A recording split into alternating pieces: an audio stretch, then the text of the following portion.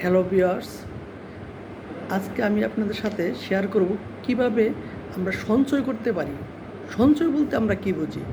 সঞ্চয়টা হলো একটা মানুষ যে টাকা ইনকাম করুক তার নির্দিষ্ট অংশ জমিয়ে রাখা, দুর্দিনের জন্য জমিয়ে রাখা, এটাকে সঞ্চয় বলে।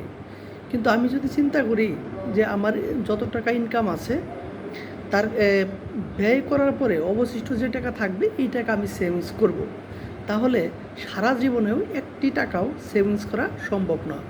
সেভিংস করতে গেলে আপনাকে প্রতিজ্ঞা করতে হবে যে আমার স্যালারি হোক অথবা যে কোনোভাবে ইনকামের আমি 25% অথবা 20% অথবা 10% অথবা 5% অথবা 6% অথবা 2% আমি জমাবো।